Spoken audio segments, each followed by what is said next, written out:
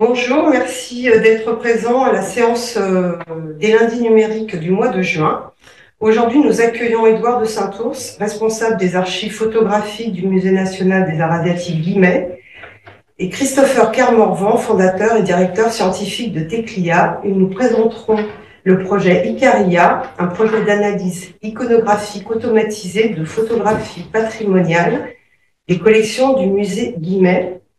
Je vous rappelle que l'intervention durera environ 45 minutes, à l'issue de laquelle vous pourrez poser les questions dans l'outil questions et réponses Q&R du webinaire. Et nous nous retrouverons donc à l'issue de cette présentation. Monsieur, je vous cède la parole. Merci beaucoup, Michel. Merci pour ta présentation. C'est un plaisir de participer au lundi du numérique de l'INHA. C'est vraiment quelque chose qui nous manquait en termes de diffusion. Christopher et moi, je pense, pour le projet Icaria. On a eu l'occasion de le présenter à plein d'occasions, mais pas au sein de l'INHA et auprès de spécialistes plutôt de l'histoire de l'art. Et donc, c'est une bonne chose de pouvoir le faire aujourd'hui.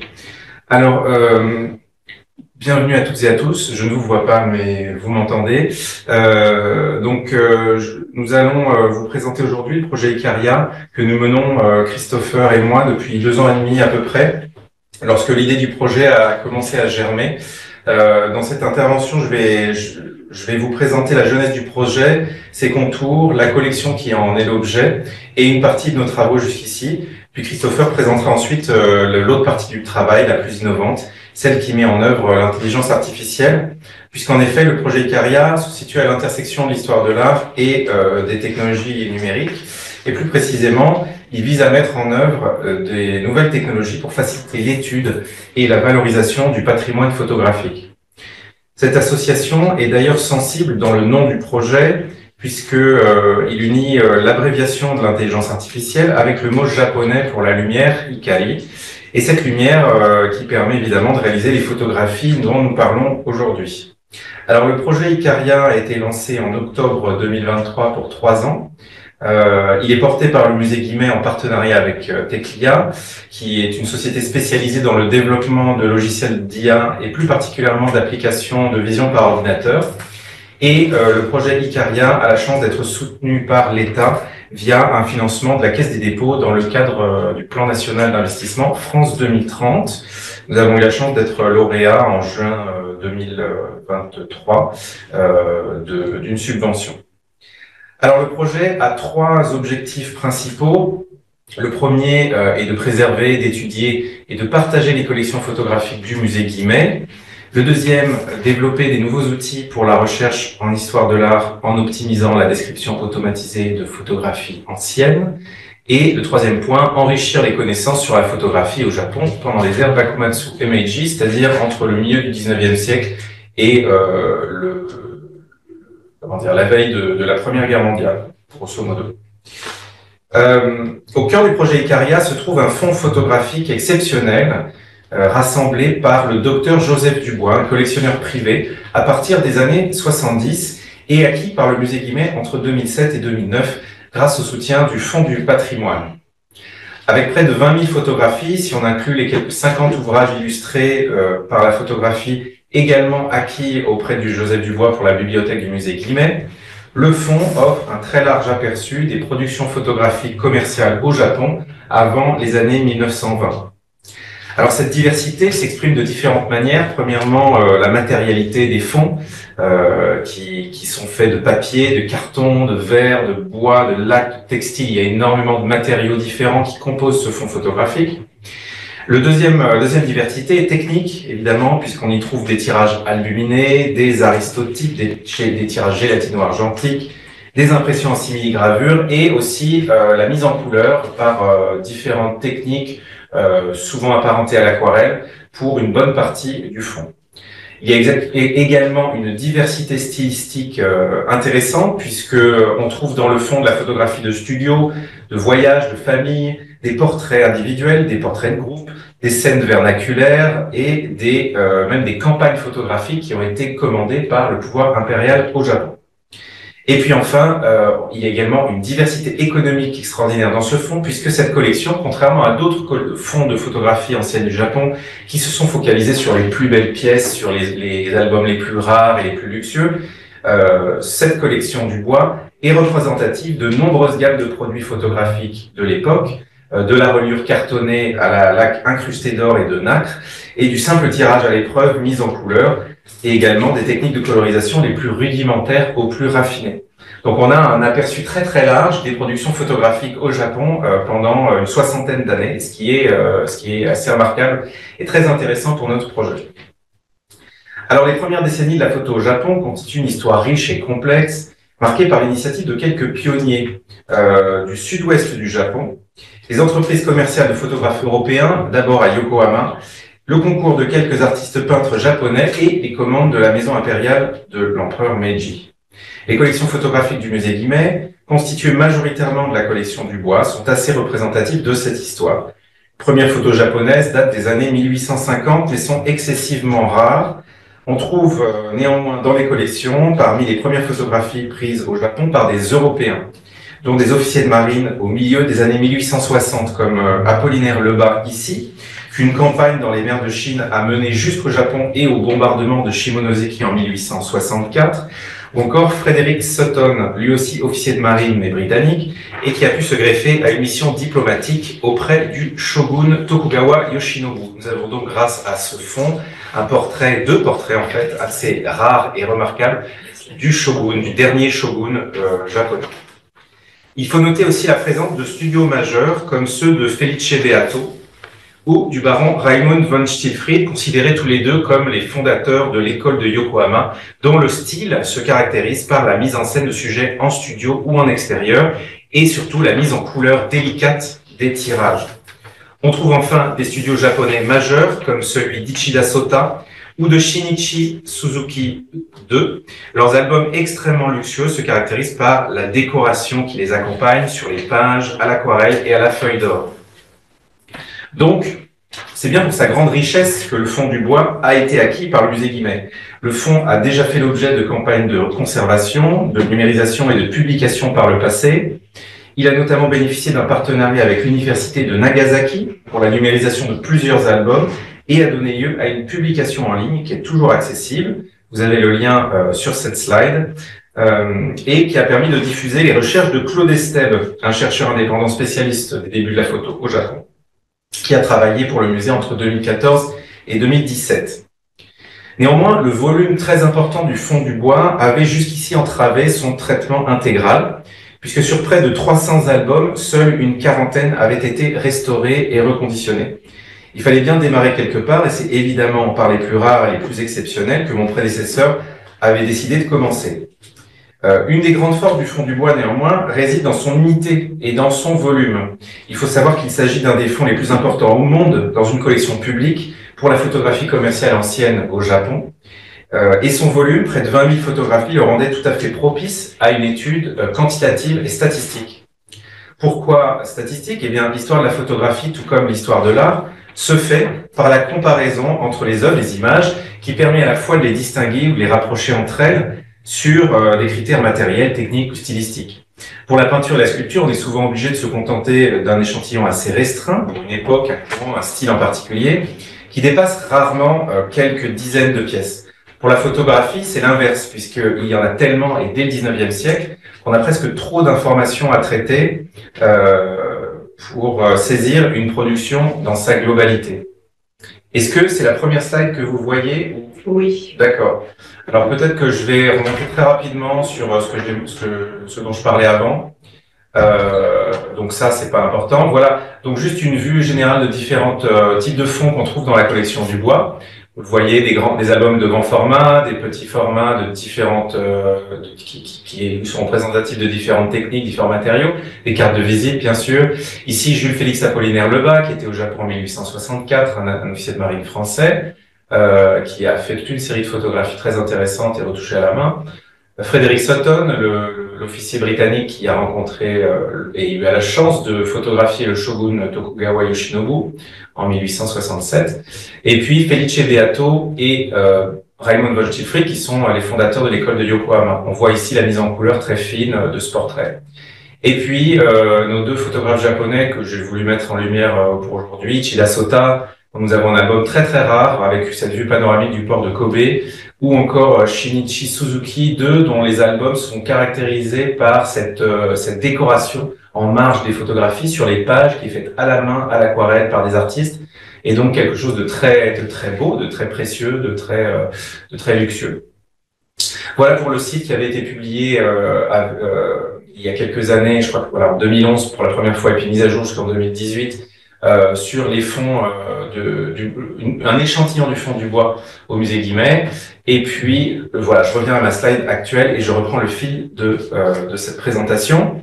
Je parlais de la masse, du fait que la photographie est un médium de masse et que donc les études quantitatives et statistiques sont particulièrement pertinentes pour faire l'étude de la photographie, et ça dès le 19e siècle. Alors, de nombreux chercheurs travaillent sur des médias de masse, comme la photographie évidemment, mais aussi les affiches, la presse, le film, la télévision.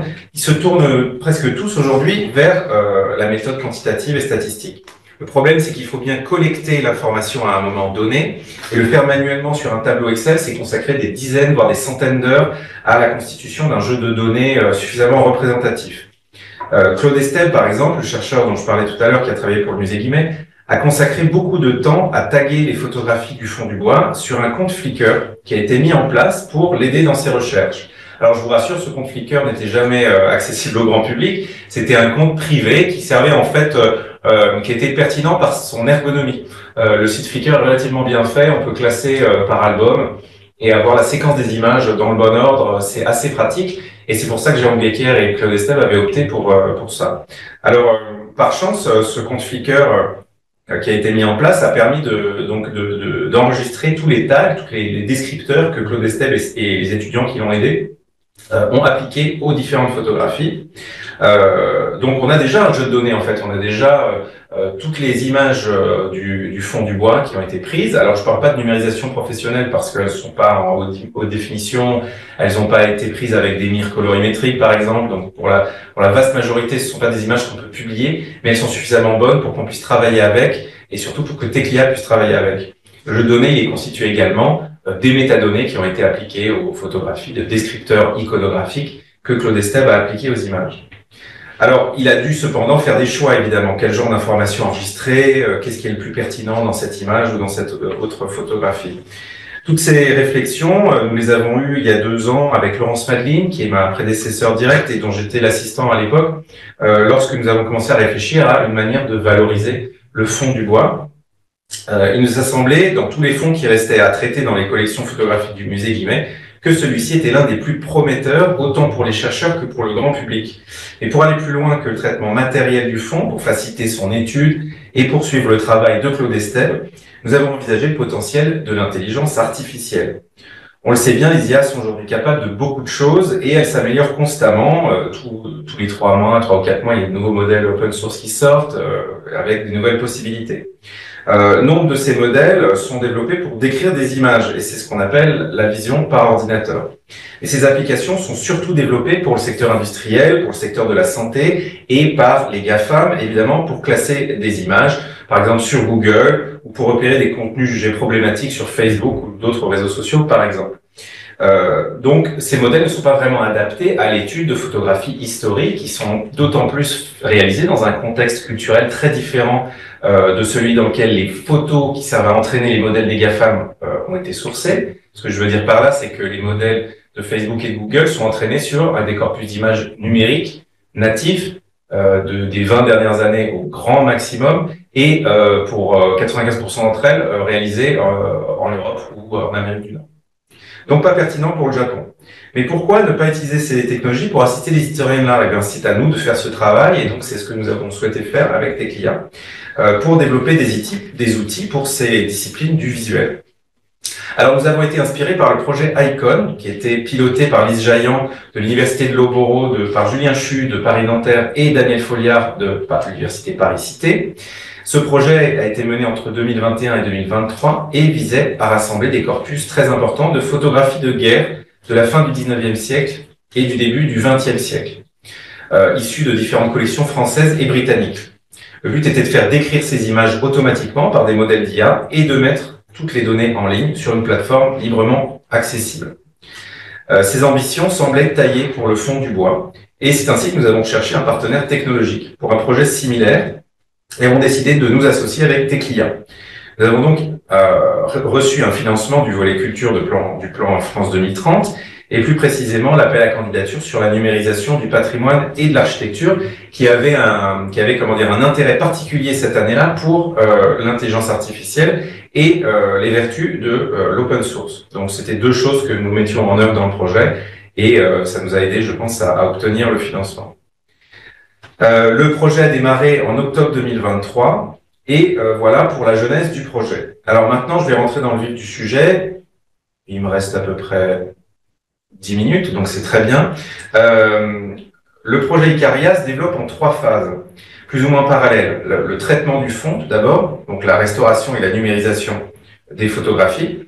La phase de recherche informatique, avec le développement d'outils de vision par ordinateur performants pour la photo ancienne au Japon, et également le test d'autres outils d'IA ou d'autres outils informatiques qui peuvent enrichir notre plateforme, et puis la mise en ligne des données sur une plateforme librement accessible. Et une dernière phase, une phase de recherche en histoire de la photographie, avec des chercheurs associés, et grâce aux outils que nous aurons développés. Alors la première phase de restauration et numérisation était un préalable essentiel pour la conservation, le reconditionnement du fond du bois, qui a été réalisé par Annabelle Simon, qui est une restauratrice spécialiste de la photographie ancienne au Japon et des albums. Donc elle était toute indiquée pour travailler avec nous sur ce projet.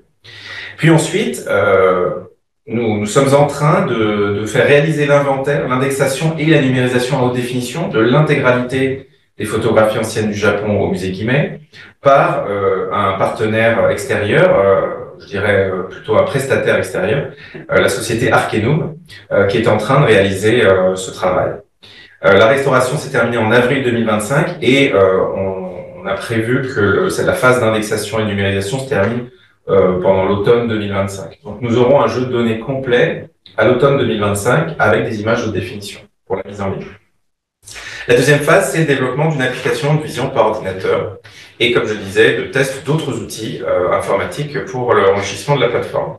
Teclia a pu entamer cette phase dès le début du projet grâce à la base Flickr et à toutes les images dont nous disposons déjà et aux métadonnées qui ont été créées par Claude Estève et ses assistants.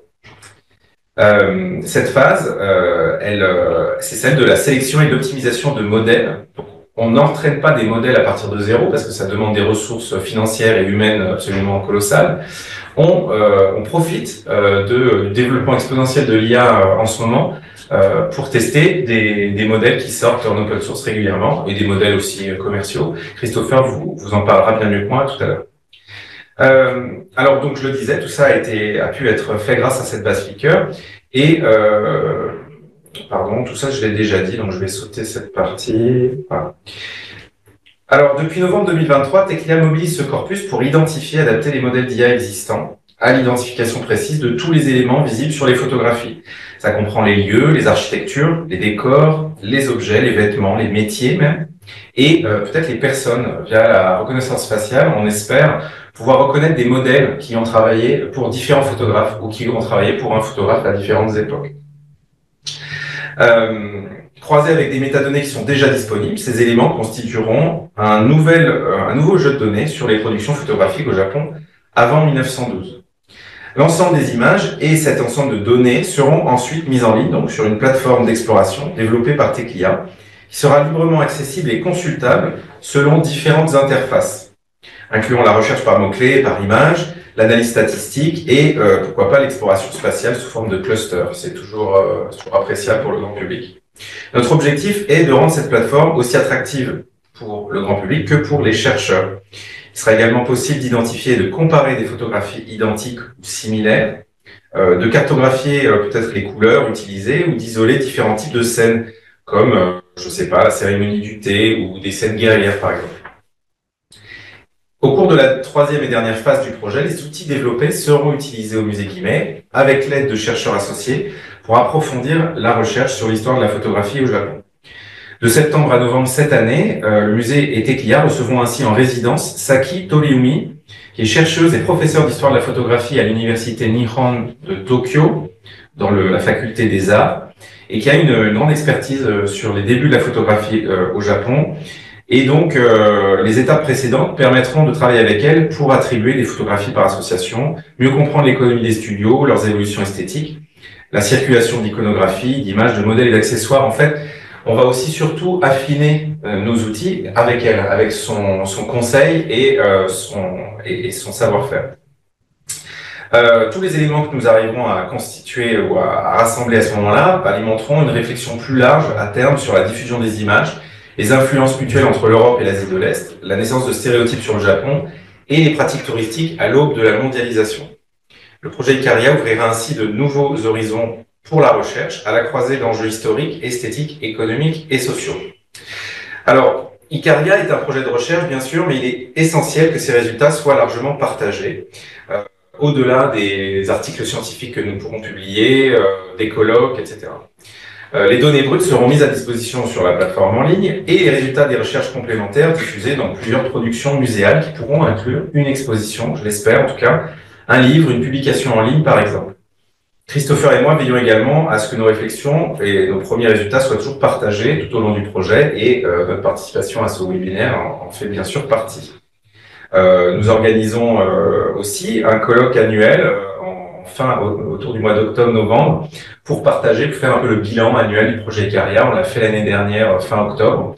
On le refera cette année autour d'octobre ou novembre. Au-delà des défis techniques dont j'ai parlé, il y a aussi des défis méthodologiques. Et je terminerai là-dessus. Le premier est la nécessité de travailler avec un corpus représentatif des productions photographiques au Japon pendant plus d'une soixantaine d'années. C'est très ambitieux et c'est quasiment impossible en fait, puisque la collection du musée Guimet est l'une des plus importantes au monde, mais elle n'est pas exhaustive bien sûr. Appliquer les modèles d'IA à un corpus plus important permettrait d'obtenir de meilleurs résultats. L'inclusion de collections internationales similaires dans le corpus permettrait également de les relier entre elles sur la plateforme et de fournir une ressource globalisée, précieuse pour les historiens. Par conséquent, l'un des objectifs du projet est d'enrichir le corpus avec d'autres collections via le protocole 3IF. Nous espérons également que l'échange de ces données donnera lieu à des futurs partenariats institutionnels avec nos collaborateurs. Un autre enjeu crucial est lié à l'accessibilité de la plateforme. La plupart des modèles d'IA sont entraînés sur des vocabulaires contrôlés en anglais qui ne sont pas adaptés à la description des images anciennes du Japon. Il est donc essentiel de développer un vocabulaire trilingue adapté aux ères Bakumatsu et Meiji. Ah, je crois que le PowerPoint s'est encore échappé. Oui. Alors, je ne sais pas où on en était, du coup. Voilà, on en était là, tant mieux. Je laisse nos amis travailler pour faire revenir.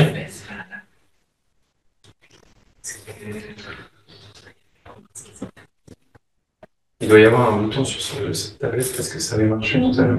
Bon, je continue peut-être et puis c'est pas déterminant. Ça nous portera chance. Oui, c'est ça. Nous en avons besoin.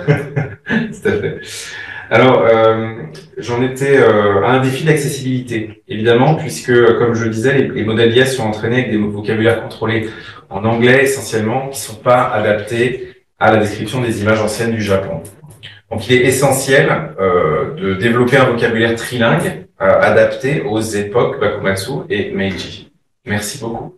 C'est le câble qui a un faux contact. Et donc comment nous allons faire ça? Eh bien, la plateforme en fait sera accessible en anglais, en français et en japonais. C'est important pour nous que nos homologues et nos collègues et nos amis japonais puissent accéder à la plateforme. L'anglais est une langue moins parlée au Japon que dans nos pays européens, et donc d'avoir la plateforme en japonais, même s'il y aura forcément des petites failles parce que nous ne sommes pas japonisants, nous comptons sur l'aide de Saki notamment et de modèles de traduction qui sont très performants aujourd'hui parfois. Le troisième défi réside dans la nature même de l'iconographie. En effet, les photographies commerciales de l'ère Meiji sont hautement performatives. Le style dominant à cette époque, souvent appelé Yokohama Shashin, présente une image pittoresque et artificielle du Japon destinée aux étrangers, comme vous avez pu le voir, je pense, dans les différents slides que j'ai passés. C'est pourquoi il faut bien se garder de considérer ces photographies comme des illustrations. Ce sont plutôt des artefacts de l'aube de la mondialisation, une sorte d'interface qui a mis en scène la culture japonaise à des fins commerciales et a fortement influencé les conceptions étrangères sur le pays. Afin de développer une méthodologie pertinente pour aborder ces questions de représentation, nous avons cherché activement la contribution d'universitaires japonais et donc nous profiterons de celle de Saki Toriumi à la rentrée.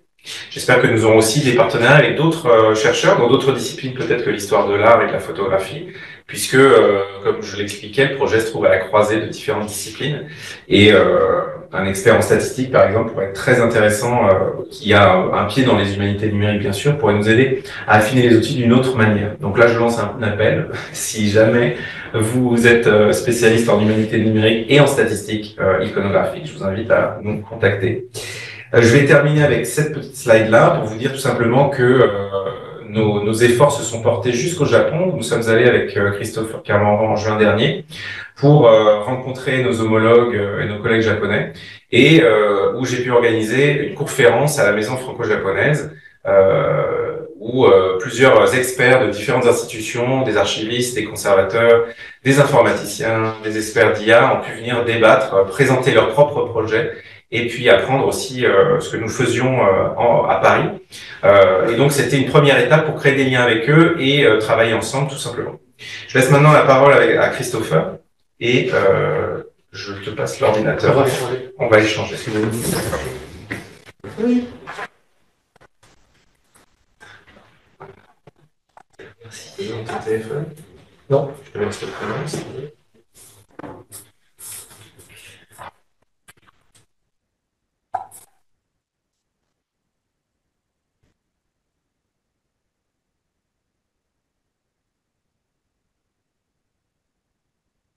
Magnifique. Alors, merci. Donc, je vais prendre la suite d'Edouard pour rentrer un peu dans les détails techniques des expérimentations. Comme l'a dit Edouard, l'objectif du projet, c'est d'expérimenter des outils d'intelligence artificielle pour l'analyse de ce corpus. Alors, évidemment, avec une portée plus large, puisque ce qu'on va expérimenter, développer, découvrir pourra s'appliquer à d'autres types de corpus iconographiques. Comme il l'a dit, identifier des éléments iconographiques dans les photographies, trouver des récurrences, des compositions similaires, peut-être même des motifs dans les séquences d'images, et de générer des statistiques. Donc vraiment un objectif d'avoir une vision un peu en distant view sur ce corpus, c'est-à-dire pouvoir faire des statistiques sur le contenu. Donc pour faire ces études, on va se baser sur deux principales plateformes. Une plateforme de traitement qu'on peut qualifier de back-end, c'est-à-dire sur laquelle on va appliquer nos algorithmes. Donc il y a la plateforme open source ArcIndex qui est développée par Tekia. Et une plateforme de front-end, c'est-à-dire qui est devant les utilisateurs, que ce soit le grand public ou les chercheurs, et qui est accessible au fur et à mesure de son développement. Donc on a fait le choix de vous montrer directement le développement de cette plateforme au fur et à mesure qu'elle se développe. Donc vous pouvez aller sur icaria.org et voir son état actuel et voir son évolution au fur et à mesure de nos tests. Donc la première question qu'on s'est posée, c'est en effet comment est-ce que les modèles d'IA peuvent nous aider à analyser ces photographies du 19e siècle et japonaises. Donc ça cumule deux difficultés par rapport aux modèles qui sont plutôt occidentaux et du 20e voire 21e siècle. Donc on a testé plusieurs types de modèles et plusieurs types de traitements. Donc des traitements de légendage ou captionning, avec des modèles bien connus, ChatGPT, ou des modèles open source, des modèles de détection d'objets, parce que si on veut analyser les photographies, il faut comprendre ce qu'il y a comme objet dans ces photographies, et des modèles de recherche sémantique. Donc je vais illustrer ces trois types de modèles, et voir un peu quelles sont leurs performances ou leurs limites. Donc sur la description d'image, en fait vous pouvez le tester vous-même, ça fonctionne quand même assez bien. Vous mettez une image dans un modèle de type ChatGPT ou Gemini ou Claude, et vous lui demandez une description de la photographie. Le modèle est capable de lire la photographie et de sortir une description textuelle qui est souvent très pertinente. Alors là, par exemple, parfois il essaye de compter le nombre de personnes, on n'a pas exactement le bon nombre. Généralement, parfois le modèle essaye de faire une interprétation. Là, il est bien tombé puisque c'est plutôt des Japonais. On peut évidemment lui donner de plus en plus de contexte pour qu'il fasse de moins en moins d'erreurs. La difficulté, c'est que la description qu'on a ici, c'est pas vraiment une description qui permet de faire, enfin, pas une description archivistique, ni une description en termes d'histoire de l'art. On peut lui demander de faire des choses un peu plus précises. Mais généralement, ce qu'on veut, c'est plutôt une description en termes de mots-clés, par exemple, si on veut faire une recherche par mots-clés. Donc, on va lui demander plutôt de synthétiser. On peut lui demander de ne pas faire de phrases, de ne pas essayer d'interpréter, de se baser uniquement sur le contenu de la photographie pour en faire une description. Donc ça fonctionne. Et il y a des méthodes qui sont développées pour combiner à la fois une description textuelle, une description visuelle. Je vous renvoie à cet article de Arnold Taylor et Lauren Tilton. Alors, ça c'est donc une première évaluation, on va dire, qualitative, mais quantitativement, qu'est-ce qu'il en est? Est-ce que ces modèles sont bons? Et en fait, on avait la chance d'avoir les mots-clés, comme l'a dit Edouard, qui ont été associés à chaque image par Claude Estève et son équipe. Donc, on a une référence, qui est une référence subjective, puisqu'il a décidé d'annoter une certaine partie de les images, mais on peut comparer ce que sont capables de faire les modèles par rapport à ces annotations. Donc, on a un dataset, on a un ensemble de données, on a nos images en basse résolution, mais c'est pas grave, pour les modèles d'IA, c'est suffisant. On a des tags sur à peu près 18 000 images. On a si on considère les tags on en a à peu près 2209 différents, et ils sont très divers. On a du contenu. Les tags sont en français. Donc, enfant, rivière, éventail. On a des éléments de la culture japonaise. On a des types de photographies, on a des localisations et on a des informations techniques aussi sur le numéro d'album ou le studio possible. Et donc on va faire des expériences avec ces tags sur une sélection de 6 albums, 275 images, et on va aussi considérer seulement 1000 tags qui correspondent à des noms en français, des noms communs en français. Pourquoi ce choix? En fait, le choix, c'était qu'on puisse, nous, faire une validation des tags sans avoir de connaissances particulières sur la culture japonaise. Donc, on a choisi des mots clés que tout le monde pouvait valider pour pouvoir valider les prédictions des modèles.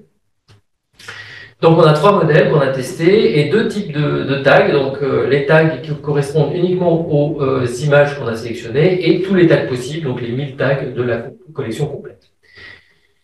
Donc, ce qu'on veut, c'est évaluer ces modèles. Donc, on va mettre en place des mesures. Ces mesures vont être la précision, le rappel, précision de recall et le F1 qui est une moyenne de ces 2 mesures.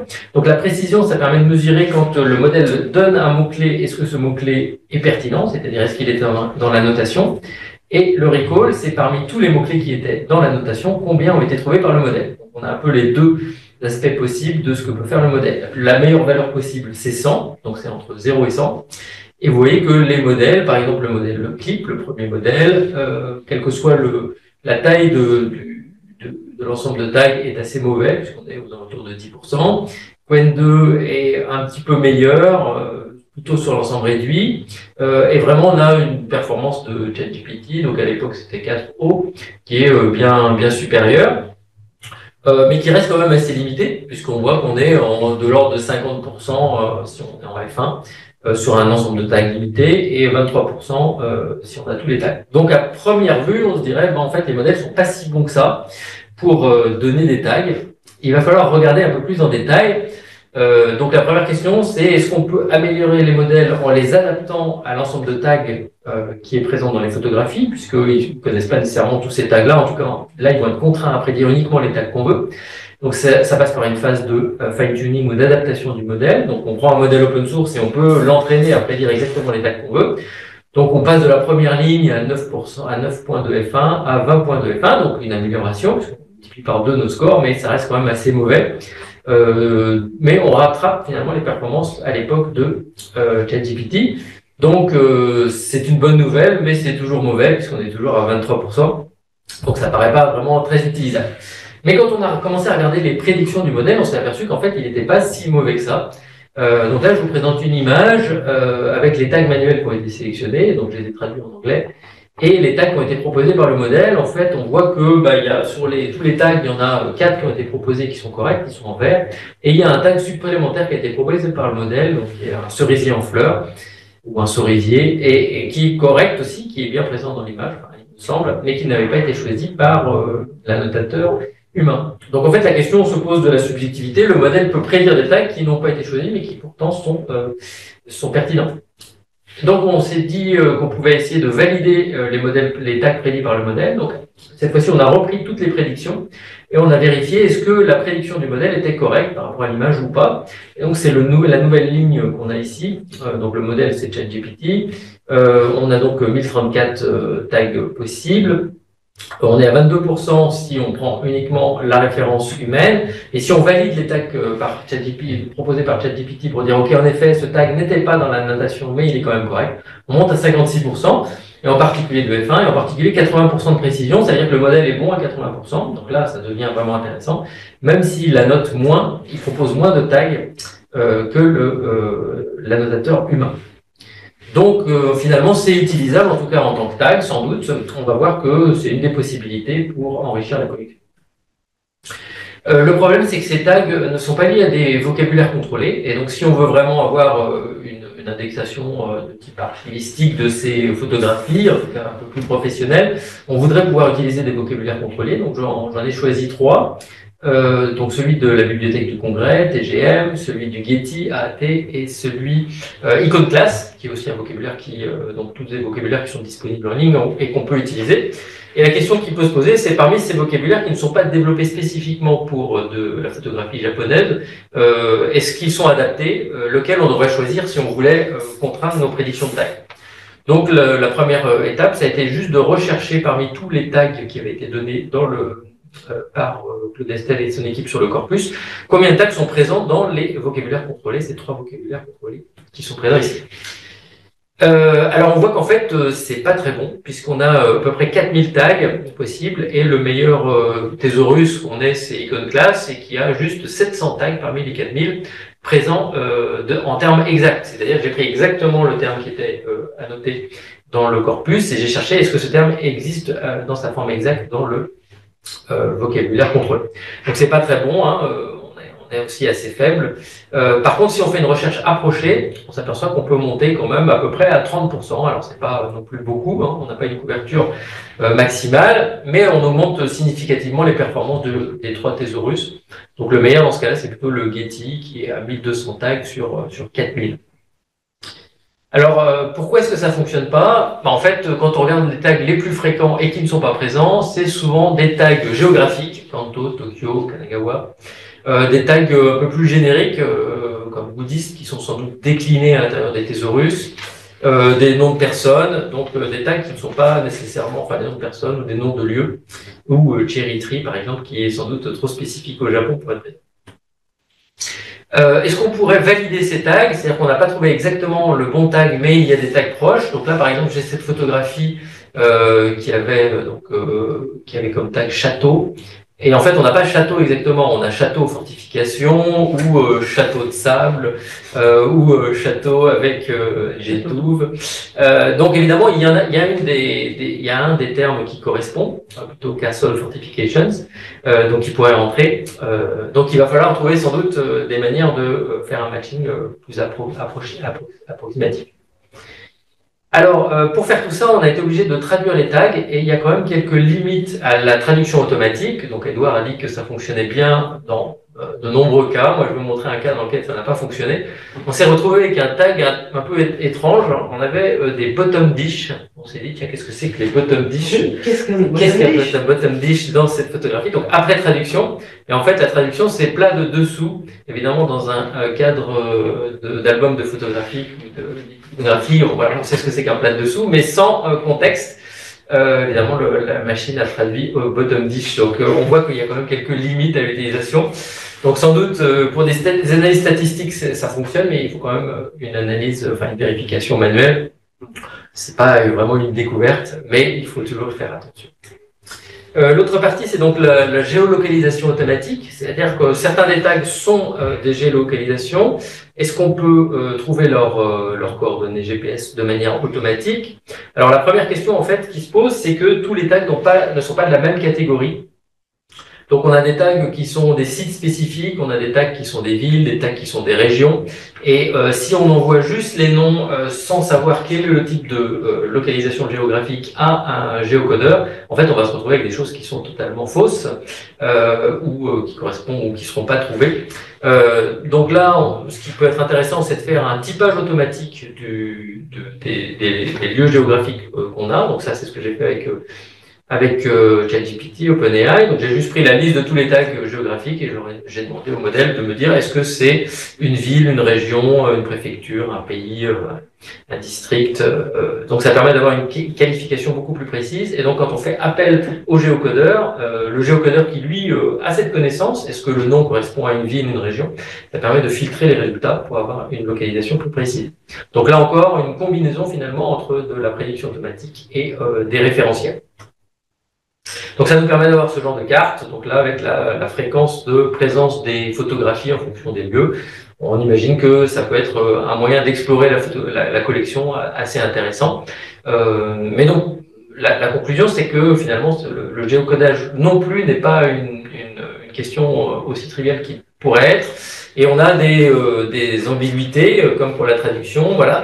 Dans le corpus, on a des photographies de grenades.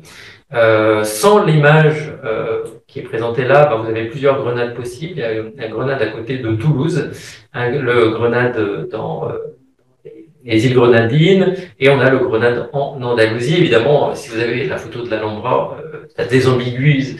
Vous avez une désambiguisation du lieu, mais sans la photographie, c'est plus difficile. Et demander au modèle de dire, OK, regarde la photographie et dis-moi dans quel lieu possible ça peut, quel est le grenade le plus probable.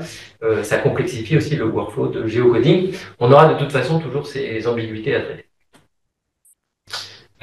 Ensuite, sur la détection d'objets, on a dit qu'une chose importante, c'était de pouvoir détecter des objets dans les photographies. Il y a plusieurs approches possibles. On peut entraîner des modèles spécifiques à détecter des objets spécifiques, mais là, il va falloir annoter des documents, des images, des photographies, entraîner un modèle. Ou on peut utiliser des modèles pré-entraînés qu'on appelle Open Vocabulary, c'est-à-dire qu'ils sont capables de trouver des objets à partir juste du nom de l'objet, sans avoir été entraînés spécifiquement sur ces objets-là. Donc, en particulier, le modèle Hello World qui nous permet de faire ça. Donc, l'idée, c'est de tester les capacités de ce modèle. On l'a testé sur des choses assez simples. On a vu que sur des objets complexes ou trop petits, ça ne fonctionnait pas. Ce qui est le plus facile pour ces modèles, c'est la détection de personnes, puisque dans les photographies contemporaines, il y a souvent des personnes, donc les modèles sont très performants pour faire ça. Donc, on a appliqué le modèle sur l'intégralité du corpus. Ça nous a permis d'avoir une détection de 50 000 personnes ou choses qui ressemblent à des personnes, puisqu'on a aussi des statues. La grande image que vous avez au début, c'est une statue, mais en effet, c'est bien une personnification. Donc là encore, des ambiguïtés à lever. En tout cas, ça permet de faire des analyses. Donc ici, par exemple, un type d'analyse qu'on peut faire qui combine à la fois de l'automatique et du manuel, puisqu'on a des tags sur le type de photographie. Donc est-ce que c'est de l'architecture religieuse, des paysages, de l'architecture urbaine, de l'architecture civile ou autre chose. Donc dans autre chose, c'est plutôt des scènes et des portraits. Et on peut étudier la distribution du nombre de personnes par type de scène. Donc on pourrait s'attendre à ce que dans l'architecture religieuse ou dans les paysages, il y ait très peu de personnes. Et en fait, on est à 50%. Donc on a en effet 50% des paysages qui sont vides. Mais on a quand même une présence non négligeable de personnes dans tout type de scène, avec évidemment dans la catégorie Other qui correspond aux costumes, donc plutôt orienté vers la présentation de scènes de personnages en situation. Donc après, ce qui est intéressant avec ce genre de statistiques, c'est non seulement de faire de la statistique en croisant des sources, mais aussi d'aller voir quels sont les outliers, c'est-à-dire les photographies qui présentent le plus de personnes. Donc c'est toujours là qu'on trouve des choses, des photographies qui sortent un peu de l'ordinaire. Donc là, je vous ai mis 3 exemples de photographies qui contiennent plus de personnes que la moyenne, et ce sont en effet des scènes assez étonnantes, comme la scène de pêche à pied, là, que vous pouvez voir à droite. Pour terminer, donc je vous présenterai le moteur de recherche qui est utilisé dans l'application Icaria.org, donc un moteur de recherche par le contenu. Donc l'idée cette fois-ci, ça va être de pas nécessairement utiliser des modèles pour décrire de manière textuelle le contenu des photographies, mais d'utiliser directement des modèles d'IA pour faire de la recherche dans le contenu des images. C'est-à-dire qu'on va encoder les images dans une base de données, mais sans les encoder avec du texte, les encoder vraiment avec des caractéristiques qui les représentent. Donc le modèle qu'on utilise, c'est un modèle Clip ou StiGlip, enfin les versions avancées de Clip. Ce modèle en fait est capable de encoder, c'est-à-dire de trouver une représentation de l'image qui est aussi une représentation utilisable quand on fait des recherches textuelles. Donc typiquement, vous voyez dans ce modèle, il y a deux entrées, une entrée textuelle et une entrée image. Et en fait, le modèle est capable de représenter dans le même espace soit une description de l'image, soit l'image elle-même. Donc en fait, ça permet de faire une recherche en termes avec une requête linguistique en texte dans les images. Ça permet aussi de faire une recherche avec une image dans les images, ou même de faire une recherche de texte à partir d'une image. En fait, les deux modalités sont liées. Donc pour faire un moteur de recherche, on encode les images avec ce modèle, et après on a un champ de requête textuelle. La requête textuelle est encodée avec le même modèle, et on va juste comparer les images encodées dans la base qui sont les plus proches de la requête textuelle. Alors pour faire ça, on a quand même une petite étape supplémentaire, c'est que la diversité, comme l'a dit Edouard, de la collection fait qu'on n'a pas que des photographies uniques sur les vues. Donc on a parfois plus qu'une photographie, ça peut être une, deux, trois, cinq, même plus de photographies. On a aussi des vues qui prennent la photographie, qui coupent la photographie parce qu'elle est sur la page d'à côté. Donc on a besoin de faire un peu de pré-traitement. En particulier, il faut détecter les photographies. Donc ça, c'est quelque chose sur lequel on peut entraîner des modèles à détecter uniquement la photographie, et ce qui permet de l'isoler sur la vue. Donc là, on a entraîné un modèle spécifique pour faire ça. Ça peut se faire assez bien. Le modèle, c'est YOLO. Il faut aussi orienter les photographies, puisqu'on a des photographies qui sont en portrait ou en paysage. On peut aussi le faire en automatique. Et donc, dans le back-end ArcIndex, vous voyez qu'on a la détection de la photographie en vert et la prédiction de l'orientation. Vous avez une rotation à 90 degrés sur cette photographie. Donc, ça permet d'avoir les photographies détourées et dans le bon sens, ce qui est pratique, non seulement pour les humains, mais aussi pour les machines, puisque quand on envoie une photographie à l'envers à la machine, elle a souvent tendance à mal l'interpréter. Donc, il vaut mieux les avoir dans le bon sens. Et là, je vais pouvoir vous faire une petite démonstration, si ça fonctionne. On partage l'écran. Hop, je vais ça ici. Donc, si vous allez sur le site icaria.org, je sais pas si ça. Je crois que c'est partagé, mais que ça passe pas. Ah, peut-être que le partage il est limité au PowerPoint. Est-ce qu'on peut essayer de repartager ou... C'est parti. C'est bon. Ouais. Partager. Ouais, si, c'est bon.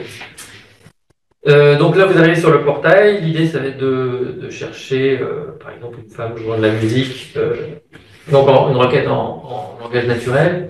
Donc ici, sur le portail, vous avez le résultat de la requête. La requête est faite uniquement sur le contenu des images. Donc ici, sur le côté, on a combiné les tags qui viennent de ce qui a été fait par Claude Estève avec le résultat de la recherche. Alors, la recherche, c'est une recherche qui va juste trier toutes les images selon leur pertinence par rapport à la requête. Donc, le moteur renvoie tout le temps des résultats, alors ce qui est peut-être à améliorer aussi, parce que parfois, en fait, la pertinence est très faible, et en fait, il vaudrait mieux ne rien présenter que présenter des images qui ne correspondent pas réellement à la requête. Mais là, après, on peut explorer, donc soit filtrer avec les requêtes qui sont là, ou aller voir de plus près la photographie, pour par exemple avoir les photographies similaires que vous avez en dessous, avoir plus en détail la photographie, retrouver la photographie sur sa vue, ici, et explorer même l'album en entier, si vous voulez voir toutes les photographies, cette photographie dans sa séquence de l'album.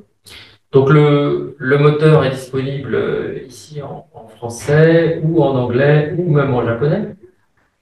Donc, si vous faites une recherche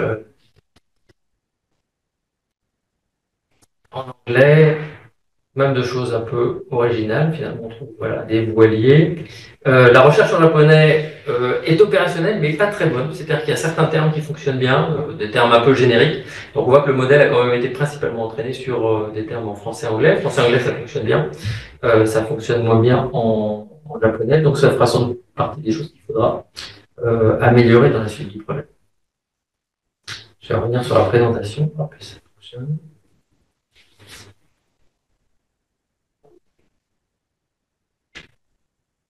Parfait. Progrès. Ouais. Bravo. Voilà, donc comme le disait Edouard, on peut rechercher même des scènes, la cérémonie du thé par exemple, et pouvoir ensuite classifier des scènes. Ce qui serait intéressant, c'est sans doute de faire du clustering de scènes et essayer d'associer des tags pour avoir une recherche comme ça par type de scène. Là, j'ai voulu illustrer un peu les limites du modèle. Donc, par exemple, j'ai fait une recherche sur poisson, fish en anglais. Alors, on a des choses assez proches, en effet. Ici, sur la première photographie, il y a pas vraiment poisson, plutôt un crustacé. On a des choses qui ressemblent à des écailles de poisson. Et après, on a des choses qui sont quand même assez éloignées de poisson. Peut-être la forme pourrait évoquer un poisson avec le kimono. On a aussi des étals de poisson. Donc là, l'important, c'est sans doute aussi de développer des scores de confiance, c'est-à-dire dire est-ce que le modèle est vraiment confiant dans le résultat qui est retourné et qu'on puisse filtrer pour éviter d'avoir du bruit de cette manière. Voilà, en conclusion, en fait, les modèles permettent d'explorer les collections, de fournir du légendage, de la métadonnée, de la création de tags, de la détection d'objets, de la recherche sémantique. Donc ça semble tout à fait pertinent pour de l'analyse statistique. Le point important, c'est qu'il faut, il faut combiner en fait les données qui viennent de sources humaines, les données qui viennent de référentiels et les données prédites par l'IA. Et il faut évidemment identifier chacune de ces données, savoir est-ce qu'on utilise une donnée de référentiel manuel ou prédite par l'IA. Donc, comme piste d'amélioration qui évolue, vous pouvez aussi voter pour vos pistes d'amélioration. Donc, la recherche en japonais, évidemment, il faudra sans doute faire une évaluation de la qualité du modèle et sans doute entraîner peut-être améliorer le modèle en l'entraînant sur du japonais.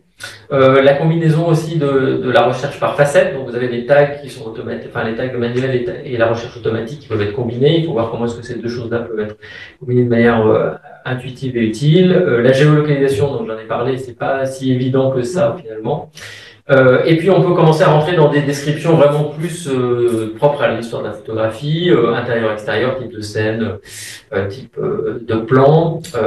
Ensuite, évidemment, l'export des statistiques, donc pour que toutes ces statistiques puissent être utilisées. Et donc l'appel à collaboration, comme l'a dit Edouard, c'est aussi de pouvoir intégrer des collections qui viennent d'autres institutions, puisqu'on est en 3e, donc c'est très facile en fait d'intégrer d'autres collections. Et la plateforme est déjà prête. Vous avez un onglet qui permet de sélectionner le type de collection. Donc pour l'instant, on n'a que les collections du musée Guimet. Et si vous avez des photographies de ce type dans vos collections, n'hésitez pas à nous contacter pour les ajouter. Je terminerai par les outils open source qu'on a utilisés. Donc ArcIndex. Les modèles sont publiés sur Hugging Face, donc vous pouvez retrouver les modèles qu'on utilise quand on les a entraînés, sinon c'est des modèles open source. Et on a aussi la plateforme Calico qu'on utilise parfois pour faire de l'annotation collaborative. Tout ça est open source et vous pouvez le retrouver sur le site de Teclia. Voilà, je vous remercie. Eh bien, merci à vous deux. Merci Christopher, merci Edouard. Bon, à part le petit raté, je ne vois pas de questions concernant notre présentation, mais moi j'en ai quelques-unes sur des questions de documentalistes du XXe siècle.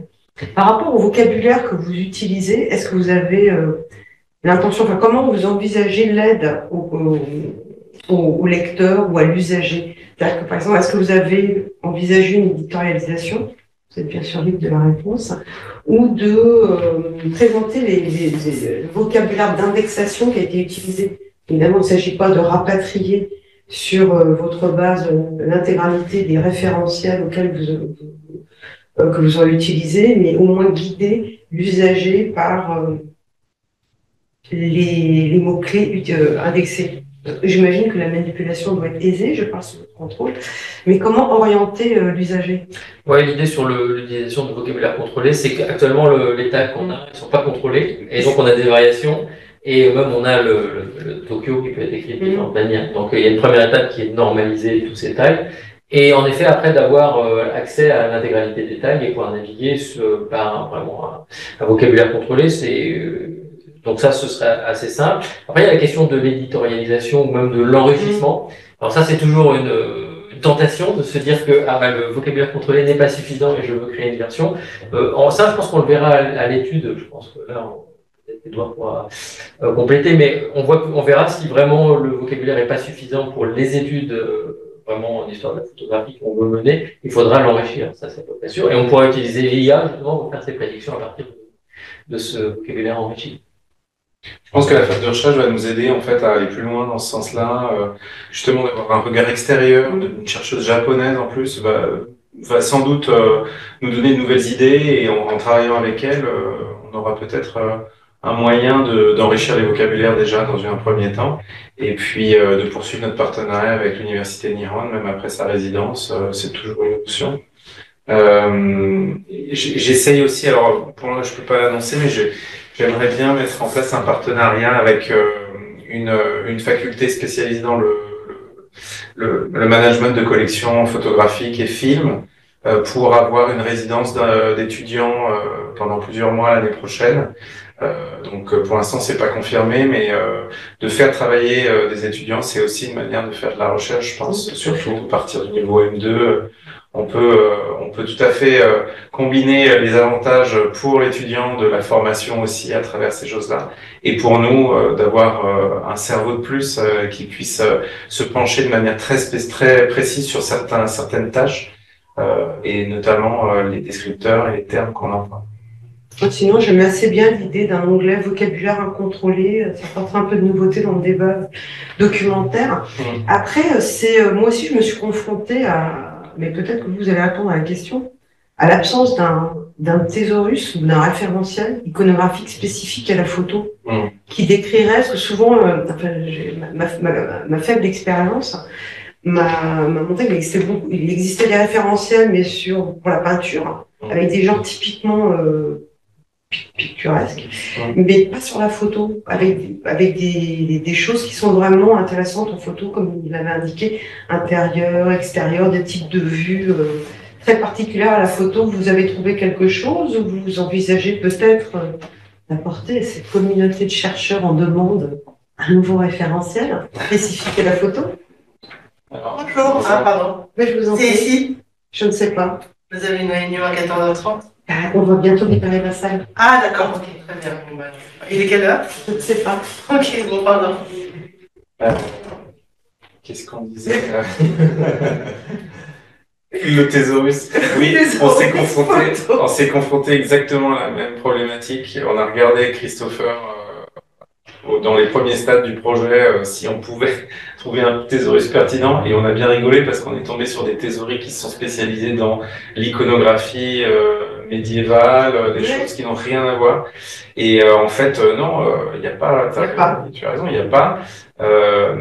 On n'a pas prévu de créer un thésaurus, c'est pas dans le cahier des charges du projet, et on n'a pas, je pense, le temps ni les ressources pour le faire. C'est pour ça qu'on essaie de travailler différemment, et je pense on sera toujours confronté à cette problématique. Le thésaurus, il n'y aura jamais de thésaurus universel. Je pense que c'est impossible. Ça n'existe pas. Ou alors, à l'heure actuelle, ça me paraît vraiment impossible.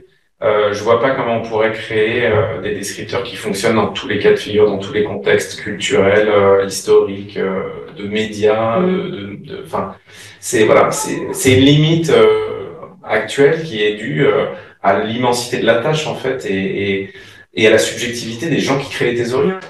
En fait, c'est ça la problématique de base. Mais néanmoins, je pense qu'on partageait mon étonnement, parce que le fond du bois n'est quand même pas le premier fond photo à être décrit. L'absence de référentiel sur des images photographiques.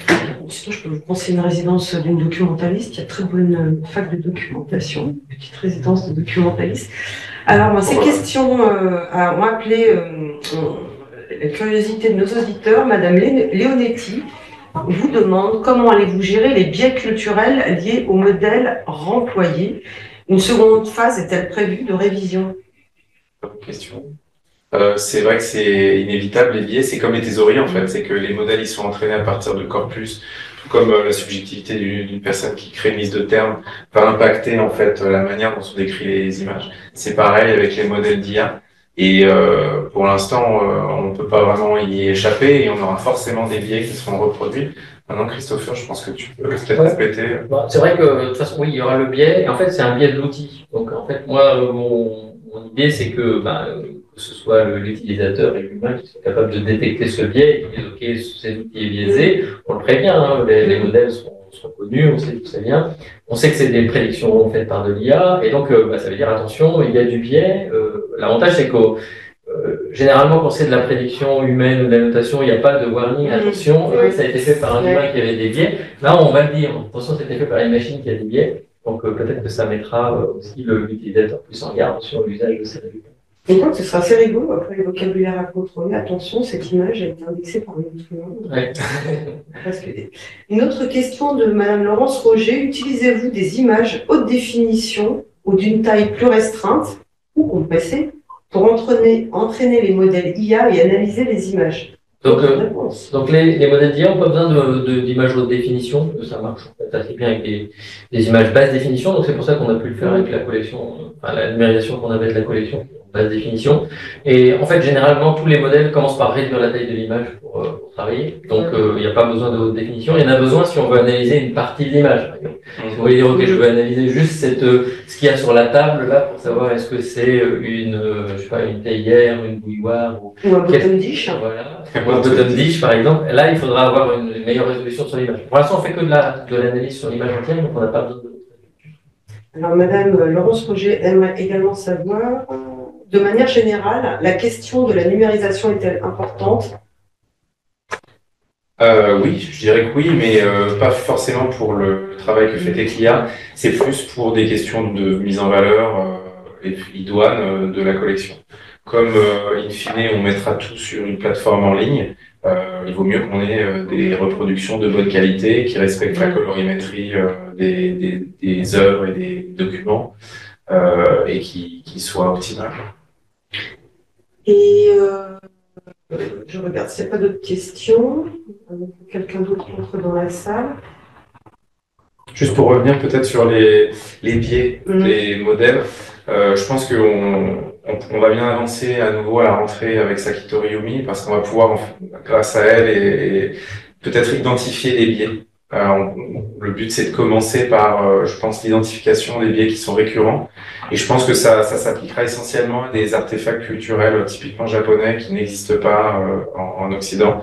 Par exemple, les instruments de musique, on avait eu l'occasion de faire des tests sur les instruments de musique traditionnels japonais. Bon, les modèles ne comprennent pas toujours de quoi il s'agit. Et quand ils comprennent pas de quoi il s'agit, ils vont halluciner. Ils vont, ah oui, un peu halluciner effectivement. Et plutôt que de décrire un shamisen qui est une sorte de guitare ou banjo japonais, qui veut une spatule plate. Voilà. Donc si le modèle ne sait pas de quoi il s'agit, il va décrire ce qu'il y a de plus courant dans l'image. Souvent, c'est des personnes, donc des personnes qui sont taguées comme des shamisen, en fait. Ça, c'est un biais absolument classique, mais ça va s'étendre au costume, à mon avis. Peut-être à certains lieux, il faudra qu'on fasse ce travail avec une chercheuse résidente et qu'ensuite, on trouve un moyen de les contrer, peut-être dans la manière dont on parle à ces modèles multimodaux.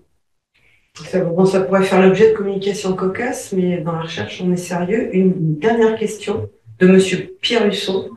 Est-ce que ChatGPT qui a été employé pour décrire, est-ce bien ChatGPT qui a été employé pour décrire les images?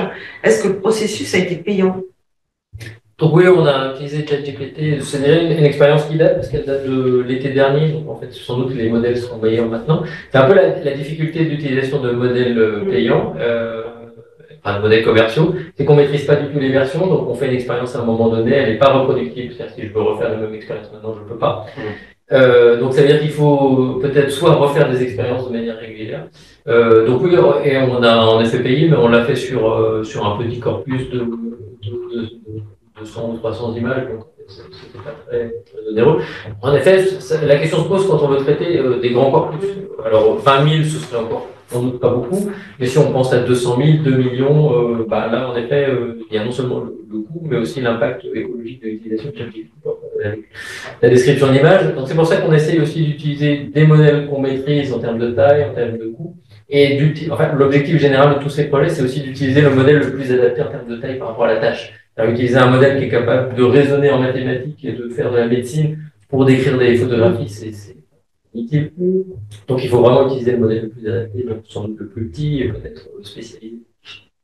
Ça me semble plein de bon sens. Bon, j'ai l'impression qu'il n'y a plus de questions. Non, il n'y en a plus. Bien, je vous remercie pour cette présentation, riche en surprises. Et merci à tous et à toutes de votre présence, de votre patience. La prochaine séance du séminaire aura lieu le 8 septembre 2025. Je vous souhaite à tous et à toutes un très bon été. Merci beaucoup. Merci.